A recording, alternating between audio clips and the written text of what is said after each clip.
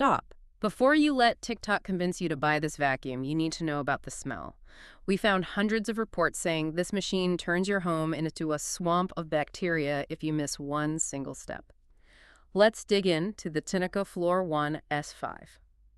Welcome back to the deep dive. Our mission today is pretty laser focused. We're trying to give you that critical, well-researched perspective on a piece of tech that, promises a cleaning revolution.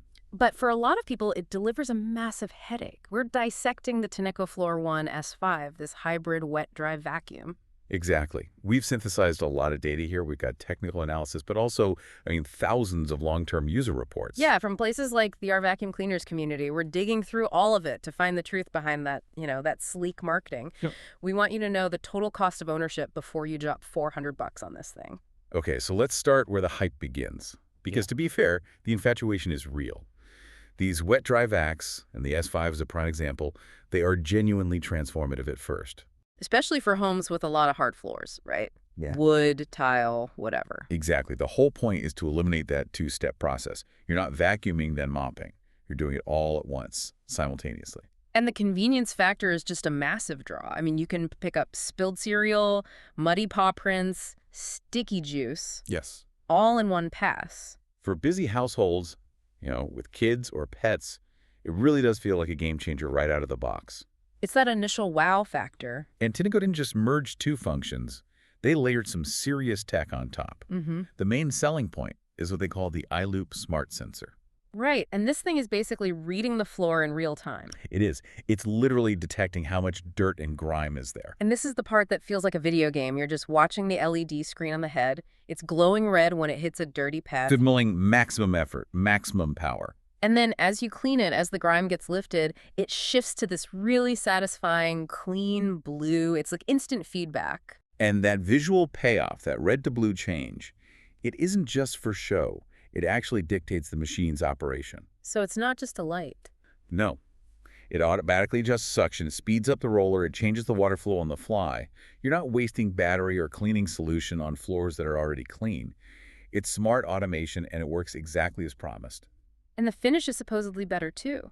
Reports consistently say it leaves the floor almost completely dry, no streaks, which, frankly, is better than I can do with a regular mop. And finally, you have the self-cleaning promise. You dock it, you push a button, and it's supposed to flush out all the hair and gunk from the roller. Supposed to. It positions the machine as hands-off. Minimizing your interaction with all the messy parts. And that phrase, hands-off, is the single biggest lie the marketing tells you. It absolutely is. I mean, the enthusiasm for that clean blue light, it just hits a wall.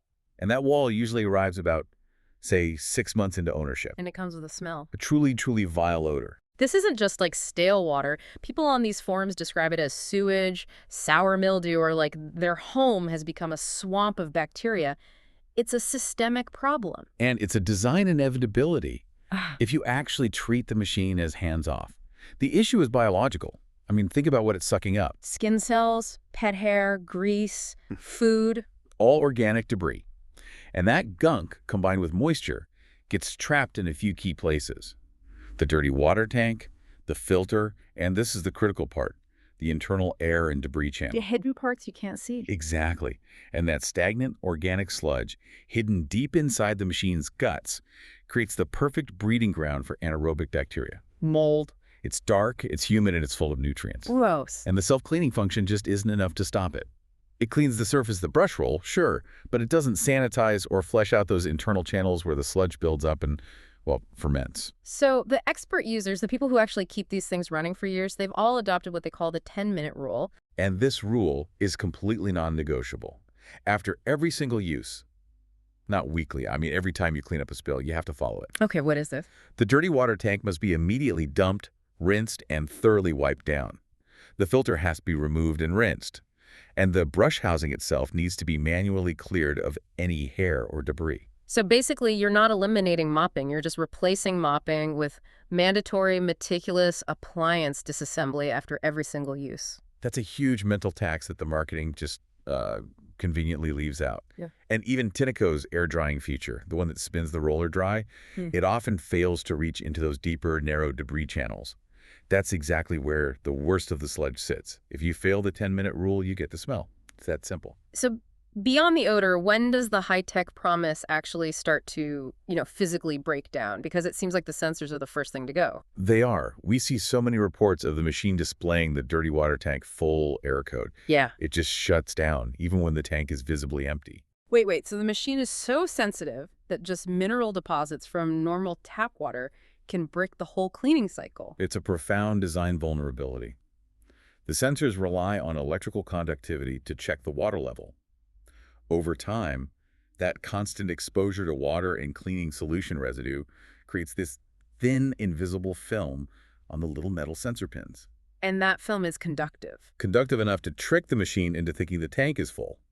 So it triggers the false alert and shuts down. So the machine isn't lying, it's just confused by its own residue, and you have to go in there and physically wipe down these tiny little pins to get it working again. If you can't get that invisible film off, the machine is functionally useless.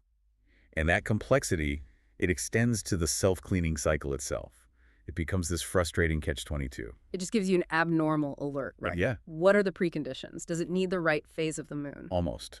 The battery has to be at least 67% charged, the clean water tank has to be at least a third full, and the dirty tank has to be totally empty. Hold on. If you just ran the machine to clean a big mess, the battery is probably low and the dirty water tank is probably full. Precisely. So you're physically blocked from doing the self-clean cycle until you wait for the battery to charge back up. Exactly. And that mandatory waiting period that Okay. lets that wet, dirty brush roll just sit there on the dock fermenting while you wait for the battery to climb back above 67%. Yeah. It makes the whole problem worse. And we're also seeing reports about water getting inside the machine itself. I mean, it's a wet vac. It should be sealed like a submarine. You'd think so. But long-term reports show that over time, moisture starts creeping into the internal compartments where it just shouldn't be. Oh. This ingress has been found to cause actual rust on the motor housing, leading to grinding noises or eventually just outright motor failure. I can't imagine opening up a $400 appliance and finding rust on the motor. That suggests a fundamental weakness in the seals. Which brings us to the single biggest limiting factor. And this speaks directly to the machine's inherent planned obsolescence. The battery. The non-serviceable lithium-ion battery. This is where it gets critical for anyone thinking about the total investment. For all these cordless, wet-dry vacs, the battery is the real ticking clock. Our data shows that these batteries frequently fail or degrade significantly right around the 18 to 30-month mark. And why is that number so important? Because the standard manufacturer's warranty is usually 2 years. So your $400 machine is designed to die somewhere between 6 months before and 6 months after the warranty expires. That feels calculated. The failure symptoms are unmistakable. The machine will just suddenly shut down after a few seconds, even if the display says it has 30% charge left. Or it just won't charge at all. Right, it'll just blink an error code at you. And the cost to fix it is what makes it a throwaway appliance. Tineco has been heavily criticized because they often make you ship the entire machine back to them for a battery replacement. And that's not cheap. No. It's typically between $150 and $200 at a warranty.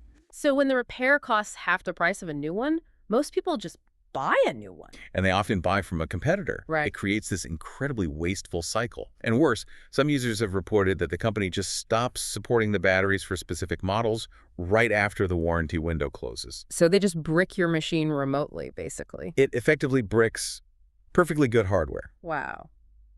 Let's pivot to the other hidden cost, the proprietary cleaning solution trap. Yes, this is critical. And it isn't just a way to make more money, though it is that too. There's a legitimate engineering reason they warn you against third-party solutions. And that is? Foam. Standard detergents like Pine Sol, Method, whatever, they create high foam and suds. And if that foam gets sucked into the vacuum's internal system, what happens? Catastrophic electrical failure of the motor. The machine's internal separator is designed to handle liquid water. It spins it out of the airflow.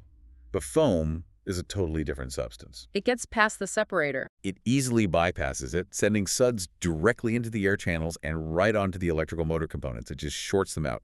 A $400 mistake. So their special solutions are all low foaming, but they are incredibly expensive. They really are. We found Tineco's solution costs over $1 an ounce. For context, Bissell's solution is closer to 46 cents an ounce.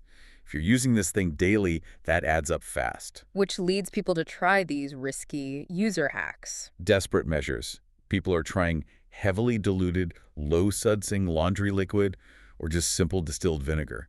But you have to heed the warnings here. What happens if you use vinegar? It seems like a natural, cheap cleaner. Over time, the acetic acid in vinegar just starts to erode everything. It destroys the rubber seals, the gaskets, even some of the plastic components. It leads to leaks and suction loss. So a cheap clean now for a dead machine later. Exactly. And if you use something popular and foamy, like Fabuloso, that can trigger an immediate protective sensor shutdown. The machine just stops working until it's been totally flushed out. So you're trapped. You either pay the huge premium for their solution, or you risk slowly killing the machine or instantly bricking it. It forces you right back into their ecosystem. How does this compare to, say, the older corded Bissell Crosswave? That's sort of its main competitor, right? The corded crosswave models are much simpler mechanically, which often means they last longer, maybe 4 to 6 years, but they fail differently. Oh, so. Their common failure is purely mechanical. There's a flexible vacuum hose inside the foot of the machine that just splits or cracks after 3 or 4 years. It starts leaking water and loses all suction. So the trade-off is clear. You're choosing between Tineco's electronic and battery failures, which are expensive and often fatal for the machine. Or Bissell's simpler mechanical failures, which are cheaper to fix if you can find the part. The Tineco gives you superior performance, faster drying, smart sensing, cordless convenience, but you pay for it with that rigorous daily maintenance and a very limited lifespan. So what does this all mean for someone on the fence looking at that satisfying red to blue light versus this outcry about the smell? Is it a cleaning miracle or a high-maintenance pet that leaks on your floor? Look, the Tineco S5 is exceptional at what it does. It gets floors clean and dry very quickly. The smart sensors are brilliant. But that performance is entirely conditional on you adopting that rigorous daily maintenance routine. You have to accept you're buying an expensive appliance with a high probability of a non-serviceable battery failure inside of 3 years. Bottom line, if you are willing to clean your cleaner every single time you use it, this is the best mop on the market. Use the link below or scan the QR code to get the specific cleaning solution bundle that prevents the smell. Consider liking and subscribing for more brutal reviews. Thanks for listening.